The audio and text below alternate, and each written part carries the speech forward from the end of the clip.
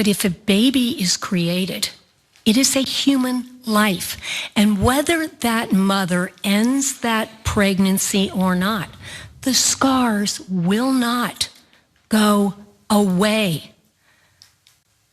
Period. It is a shame that it happens, but there's an opportunity for that woman, no matter how young or old she is, to make a determination about what she's going to do to help that life be a productive human being.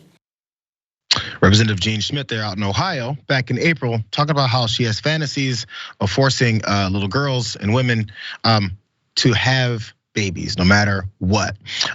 There's dreams she's had about this, and now that it's coming true, she probably has so much more excitement surrounding this. But she had more to say about this. Let's watch more from Jean Schmidt. She can choose to raise the child. She can choose to give that child to a loving family member or to give it to someone else. And that child can grow up and be something magnificent, a wonderful family person, cure cancer, etc.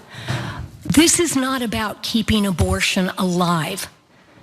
This is about keeping the mother alive. And just because you have emotional scars doesn't give you the right to take the life. Just because you have emotional scars, it doesn't give you the right to take a life. This is about keeping children alive.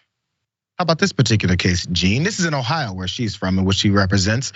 Dr. Caitlin Bernard, who's an obstetrician-gynecologist in Indianapolis, Indiana, received a call last Monday, 3 days after the court's ruling, from a child abuse doctor in Ohio who had a 10-year-old girl, that'd be a child, in their office who was 6 weeks and 3 days pregnant and therefore ineligible to receive an abortion in the state. That's according to a report from the Indianapolis Star. The child was unable to receive an abortion in Ohio because the state bans the procedure after 6 weeks when a fetal cardiac activity may be detected. Some Republican-led states banned abortions at that point, claiming that a heartbeat can be detected within that time frame. A ban is not yet taken in effect in Indiana, though, which means that the girl was able to travel to Dr. Bernard for the procedure.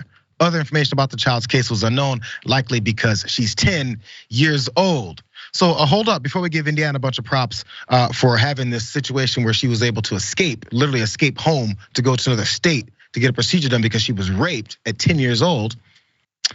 Lawmakers in Indiana are also pushing for their state to enact its own abortion restrictions, which may force women and girls seeking the medical procedure to travel even further to receive it.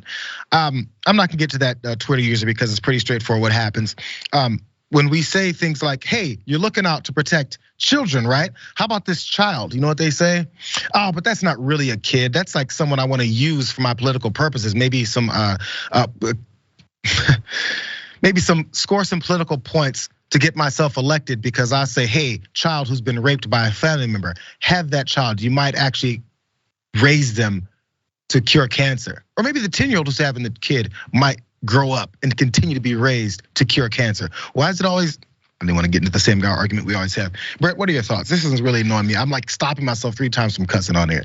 Because it's the same thing, man. It's the same thing over and over again. These folks go to church and everyone's like, this is a great idea. What you're saying is great. And then they go and they try to spout things to the general population, most of whom disagree with her.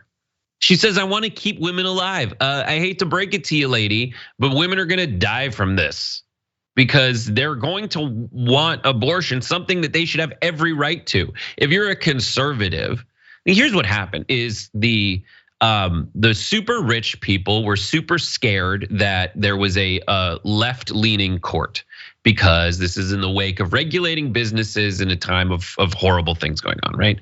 And they were like, we need to get the Republicans in charge so we can get Supreme Court justices who will tell government to stay away from business. But they didn't have enough people to support that because most people are like, no, we should regulate business because they step on the average human being. They put their boots on the average human being's throats. And so the Federalist Society, which is a right-wing group of folks that are trying to swing the court the way it is now, they made this unholy romance with religious people. And so they were just like, yeah, and we'll overturn Roe versus Wade. These two judicial philosophies are at odds with each other. And I have talked to actual conservatives who think that these are the same argument. But really what's happening is the folks in the Federalist Society who want corporations to have it easy are telling the government to leave them alone. But all these religious nut jobs who pretend they read the Bible, even though it endorses abortion, they're the ones who are out there going like, they don't understand that the judicial philosophy of an overturning Roe versus Wade is no. I'm gonna tell you what to do. We should turn it to the states, which is the government telling you what you can and can't do with your body. These are two completely contradictory judicial philosophies that somehow, because the Republicans have convinced a bunch of saps that they too love God, you get nonsense like this, which is contradictory gobbledygook when they go out in front of people and make speeches like this that make me want to pull my hair out. And in the meantime, you got a 10-year-old kid who is forced to carry a pregnancy to term, which anyone who knows anything about young kids who get pregnant, it's usually the result of incest. And my argument is get the government to leave you the hell alone. The Constitution is the only place where you can protect these rights, because the amendments to the Constitution, largely with the exception of some procedural ones, are ones that are like, here's what the government can't mess with.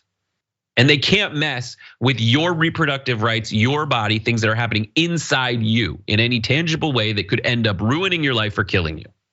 But the Christian folks said that we can.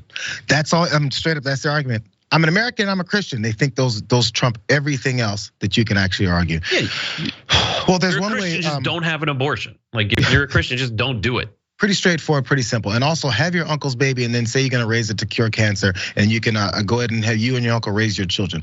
Again, that's your choice.